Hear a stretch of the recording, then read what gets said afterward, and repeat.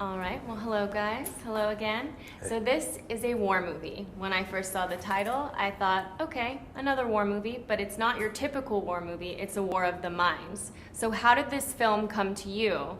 And did you know much about the War of Currents before this film? I knew a little bit about it. I knew a little bit about Edison. I knew very little about Westinghouse, and I had an interest in Tesla, but didn't know a lot about him either.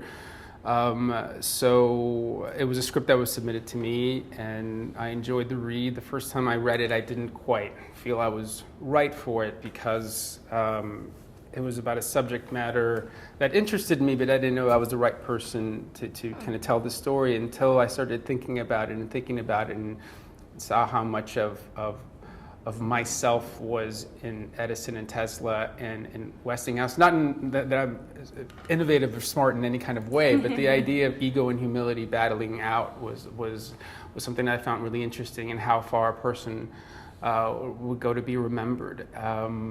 And then on top of that, this rivalry between these two giants to create the modern world, and the responsibility that comes with technology and innovation.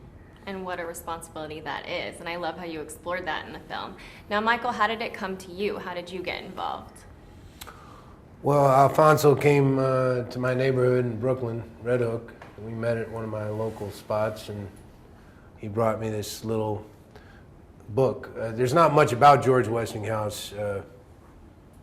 He's not quite the legendary figure that Edison was, but there was this very old leather-bound book, and all it said on the front was George Westinghouse, and he gave it to me in this little box, and I read it, and it was written by some men people that worked for him, and that admired him a great deal, and I just like the idea of representing someone who was very successful and a successful entrepreneur, industrialist, but was also capable of being compassionate to his workers and thoughtful about the world, not just concerned with making as much money as he possibly could. And the costumes. We have to talk about the costumes. I read in the press notes that there was quite the eclectic vision board influenced by people Bob Dylan, David Bowie, Mark Zuckerberg, Elon Musk. So can you talk about the costumes a little bit? Sure. And Michael, on your angle, how it was to wear these very stiff costumes.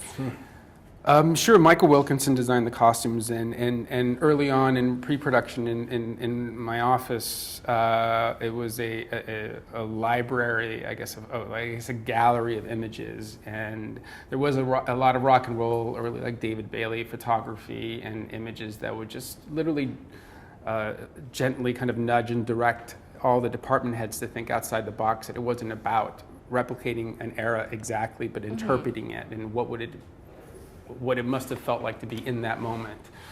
And it was so much about the future. It wasn't a movie about the past. And then Michael would go off and work with all the other departments, so he knew what Jan Rolf's set would look like. It was going to be the rich greens or the rich blues and the rich reds, and how his costume could either pop or blend depending on what the tone of the story that scene would be. So we all worked together, and I think the first time I saw Michael, it was actually a very moving moment for me that I don't think we've talked about. But I think you were going to come early, and we were going to do a little rehearsal, and I think whatever movie you were on had maybe run a little over, so we had very little time to connect before, and we had talked on the phone and rehearsed a little bit. But I remember the moment when I walked into your trailer and saw you dressed as Westinghouse, and I could not believe it. Because he had become, something about the clothes maybe affected your posture, or it just kind of, and then the way Sharon Martin in hair and makeup interpreted the Westinghouse look and adapted it to Michael so that he was comfortable in it. It didn't feel like you were wearing a mask. And I remember the moment I walked in and you walked out from the back room in costume and approached me, and I was like, there he is. Like That's Westinghouse is him. born. Yeah. That's him. And how was it becoming this character and wearing those costumes and the whole facial, just everything about it? You looked very dapper, by the way. Oh, thanks. Very dapper. Yeah. Yeah, I mean, that, it's crazy how much more dignified, I guess, people used to be. I don't know. It's funny because I don't think he was a real clothes hound, Westinghouse, but just back then, everybody, I don't know, you didn't go out of the house unless you were done up a certain way, really. Right. Well, But those things are very hard to put on. That tux is very hard to put on. I don't know what that thing's called. It's like a plate almost. like a very solid. This bib of some sort. Yeah. The guy And you have to version of a corset pin it- almost. Yeah, you have to pin it down with all these. That was very hard to put on. But it was almost like I think it seemed like a ritual, and to see all the actors get into this, I think it does something to your Help process. the performance. And Yeah, everything. yeah. And then I had the chops and the thing. And You then were you'd done see, up and right. you'd see him in like rehearsals early on without anything, and oh God, you look so young. Everyone's like, he looks so young. Dude. And then you come in and you become a different person. You forget, you get lost in it. But what was important is the color in the costumes was important because the past was in color, and the palette of the movie was vibrant and experimental color photography.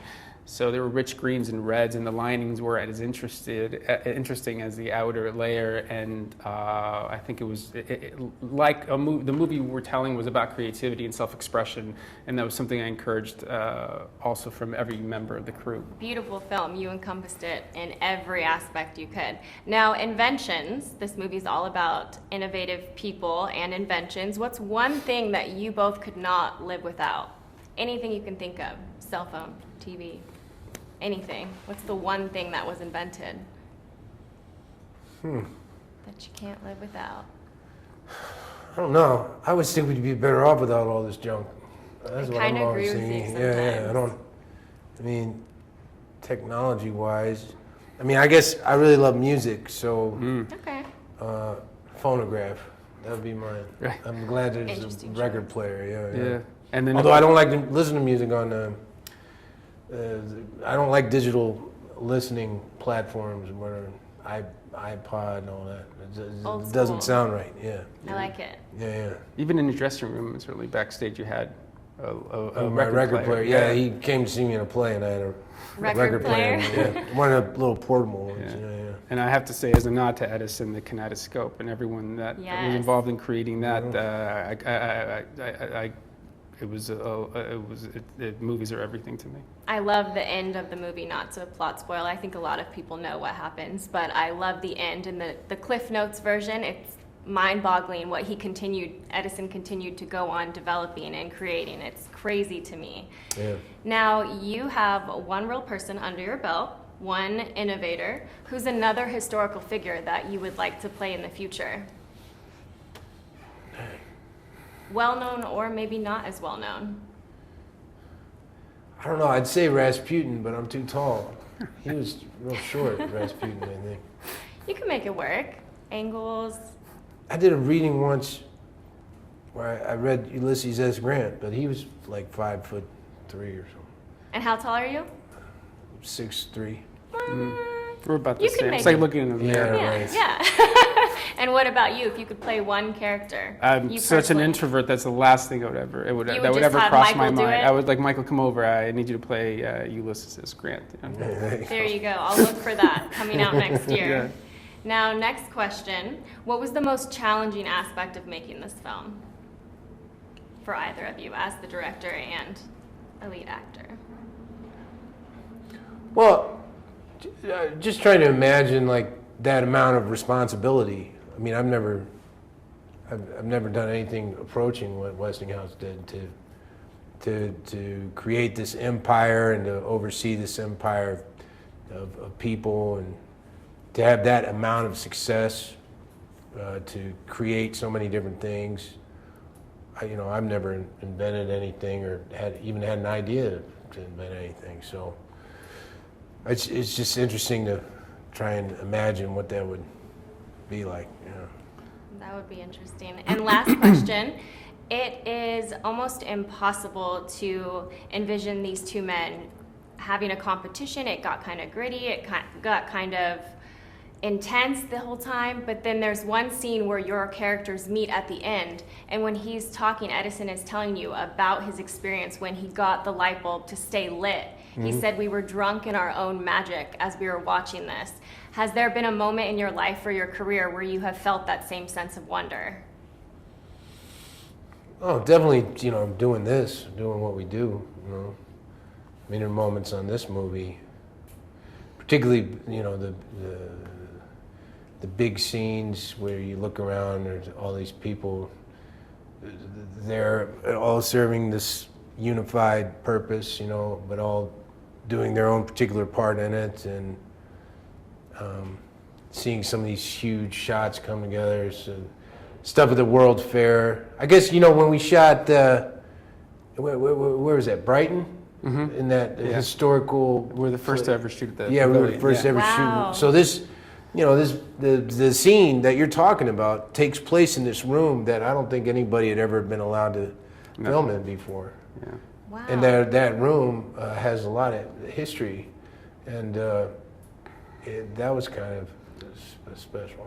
Yeah, and to me, it's the act of making something with actors like Michael, and there's a sense of wonder every time the camera rolls. It's a mystery. I love actors. I don't care if I embarrass them or not, but I do love. It's a mystery to me, and it's an extension of my imagination and what I can't do, but what I'm feeling, and to be able to sometimes communicate without words or with energy or whatever it is, and then see it become real is real magic, and the lows can be low and can be hard making a film, but you keep coming back for those little highs or big highs. Well, I love the film. It was fascinating, and I had no idea about the War of the Currents, so thank you for making it so exciting to watch. It wasn't just like a period piece, so I appreciate that. Thank It you. was a Oh, great that's very film. nice. Thank you Thank guys you. so much. I My appreciate pleasure. it. Kelly. Thank you so Nice much. to meet you, Kelly. Nice to meet you. Thank you so much. Thank you guys so much.